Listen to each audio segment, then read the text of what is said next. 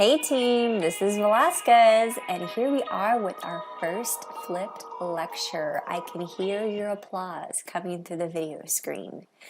We're going to kick things off with today's lecture title, which is Forms and Functions of Government for Unit 1.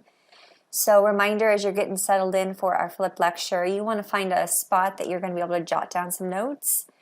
Whatever works for you best, whether you create a notebook, a composition notebook for your notes, if you use mind mapping, Cornell note, outline method, whatever's going to serve you best. For some of us with the digital format, you might want to open a Google Doc or Google Slides, right, to copy down some key ideas. But the moral of the story is please do not just sit there and have your eyes gloss over. Make sure you're engaging with the lecture and pausing and rewinding and revisiting as you see fit. So some things we're going to try to address today in our lecture, some driving questions. What is the purpose of government? What principles guide different types of government? And what principles specifically, our main focus this semester, which is what principles guide democracy. All right, let's go and start off with a basic definition. So the focus is on government. So of course the question should be, what is government? We can kind of start off with government as the institution through which society makes and enforces its public policies. Right? Government is made up of those people who exercise its powers and have authority to control over the people. So in essence, right, government is a method for controlling society. So think about asking these questions. Who's making the rules? Who's enforcing the rules? What happens if the rules are broken? Right? So how we divide that up and how we structure that is really sort of what we think about when we start looking at the concept of government. Okay, looking at that basic definition, then we can also kind of explore the main functions of government. So think about, like, how does government function in people's everyday lives? What role does it play? So most governments, including the United States government, perform a number of key functions. So one of which is maintaining order, right? You can have laws on the books. You want to make sure you have very clear laws, but you got to make sure that there's consequences, got to make sure laws are executed, and make sure there's an enforcement, right? A society that has a bunch of laws and there's no enforcement, it serves little purpose. So we got to make sure there's order and there's structure in society. Another one, of course, would be ensure national security. So one of the most basic purposes of government is usually to guard its territory, right, against people of external threats or maybe posed by enemy states. Towards this end, if they're organizing resources or sort of raising armies or investing. So national security depends so much on maintaining good relations with other nations, right? So the government also serves that purpose when we're talking about issues of treaties, diplomacy, negotiation in that case. We also add to the list of government functions is provide services, right? Looking at public service. So today most people don't really realize in that case government, they provide an array of services. So for example, our own U.S. government spends billions of dollars every year on public policy, public projects, whether it's building roads, providing parks, delivering mail, educating youth, the youth of America, right? So states, usually, again, we have state and federal, but we're raising local, state, national taxes to sort of fund and pay for those services. Which brings me to the last piece, which of course is economic issues. So if we're talking about issues of taxation or economic policy or regulation, we often see, again, that's another big factor of what the purpose, or I should say the functions of government serve. Now, I would be missing a piece if I didn't mention in addition, and I'm just focusing, of course, on our form of government, which is our central focus. When we think about another function or sort of purpose behind government, right, is also kind of established in that preamble of the Constitution. We also believe that this government that we're working with is trying to form a more perfect union. We're going to be exploring concepts of establishing justice, making sure, again, domestic tranquility, peaceful unity across our country. That is another one of our major functions and we believe goals of our own government. All right, so let's go ahead and pause for a minute, and you can pause the video shortly. And the question that's on the screen right now, it says government in daily life. So I want you to think about, again, how government affects your daily life. From the time you wake up and even brush your teeth with water, a PS is purified by the government, right? Government standards, ideally. So all the little things in between, right? I want you to think about maybe 10. So 10 examples how government is involved in your life. And then can I push you a little bit further here? Can you think about what would you classify? If it's about maintaining order, if it's for service, is it for national security, or for its economic? So just pause for a moment and think about how can we impact or discuss the impact of government in daily life. All right, so in class we're also exploring the different forms of government. So a classic quote here, democracy is the worst form of government. That's what Winston Churchill once said, except all the other ones that have been tried. Get it?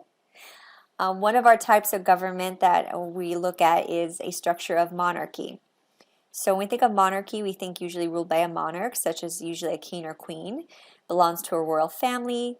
The key here, of course, power is inherited, usually through the bloodline passed down through generations. And if we're looking at the concept of absolute monarchy, monarchs have unlimited power. In many cases, historically, right, we could look at the concept of divine right of kings, in which the king was thought to be sort of chosen by God. His power is not to be questioned. He's the one that has the control, and he's the one sort of makes the rules of society. Kind of underneath that umbrella is we also can sort of understand the concept of something called a constitutional monarchy. Now, a good example of that would be like the United Kingdom. So a constitutional monarchy is based on the idea that there are limits to the rightful power of a government over its citizen. So it's not like absolute, the king can do whatever he or she feels like, or the monarch in that case. Power of the monarch is limited by the law. And the real power or the true power lies with another branch of government. So usually if we're talking about some sort of representative body, if we're talking about a legislative branch, for example, in England we have Parliament. So it may coexist with the other forms of government, such as maybe representative democracy in that case. All right, then we have a dictatorship. So a dictatorship is a single dictator or a small group that holds absolute authority and makes all the decisions. In many cases, again, we can have conversations of the use of violence and force, and usually this is used to maintain rule. Now, we can also kind of piggyback on that when we start introducing the concept of totalitarian regimes. So totalitarian regimes, we use the concept of a dictator holds ultimate authority, but the government tightly controls all aspects of public and private life. So the political, the social, the economics. So again, going back in the history books, our two figures on the screen, right? We're looking at Adolf Hitler, the rise of the Nazis and the fascists in Italy. More current example, right, we could connect to North Korea in that case. So there are no formal or informal limits of government in a totalitarian state. Another one we'll take a look at is theocracy. So theocracy we look at is a type of government which rulers claim to represent or be represented as directly set by religious ideas. So in this type of government, laws are rooted in a particular religion or a religious doctrine. Government power is unlimited. So a good example of this form of government we see with Iran in that case.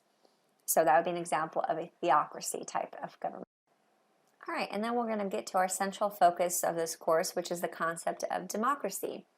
So when we look at the concept of government democracy, we're talking about literally defined, simple enough, right, is rule of the people. A system in which citizens can exercise some sort of political power or leadership in that case. So if we talk about one way we could look at it is direct democracy. So we go back in ancient history, right? We could look at ancient Greece, Athens. So this is the government by the people. Citizens are an ultimate source of the government authority. Citizens come together to discuss and pass laws and select leaders. In this model, however, it really works best in smaller communities, right? Each individual has an individual voice in the government. Now, this is slightly different when we contrast more a republican or a republic form of democracy. So this type of democracy is closer to home. This is what we sort of adopted, and ancient Rome also adopts this model. So in a republic, the government of the people, the citizens, are the ultimate source of the authority, so it's still democracy, right? Power from the people. An indirect form of democracy, the citizens elect representatives to make government decisions on their behalf. So representatives elected for a set of terms. So in this case, if you elect someone to sort of have your voice or sort of look out for your interests, that's an indirect model. It's not you directly involved like the first one. So slight variations to kind of understand. And then, of course, we can also use the vocabulary of something called a constitutional democracy, right? And then there are limits of those in power, which are usually written down. And usually we write that down in a document known as the Constitution, right? Constitution is just a way to think of as a plan for the government. So our United States Constitution, right, as we'll explore later, is going to set the plan of how our government's structured. Primarily, we know the three branches of government, dividing the power, checks and balances, roles, responsibilities, right? And that's a foundation for our own democracy. All right, so let's pause again right here, and there's a map on the screen. I'm going to show it big in just a moment. And I would like you to think about right here. I want you to look at the map, okay, kind of assess it. When we sort of look at maps and visuals, I always kind of use 4 levels of analysis, right? What are you looking at, right? I'm looking at a map of the world at a global scale, right? What are my observations? What catches my attention? I see blue shading. I also notice the key, which again at the top, the blue shading represents democracy. I'm asking some questions, and then I'm trying to make some sense. So the questions I want you to think about is what continents, 7 continents, a little geography review. What continents have the highest number of democracies, and which continents do not have high numbers of democracies? Why should you kind of speculate and make some inferences in between here using your historical background? Why do we think that there's differences? Okay, let's pause right here. What is, and map as we look at it, what are some differences, democracies around the world? Some thoughts.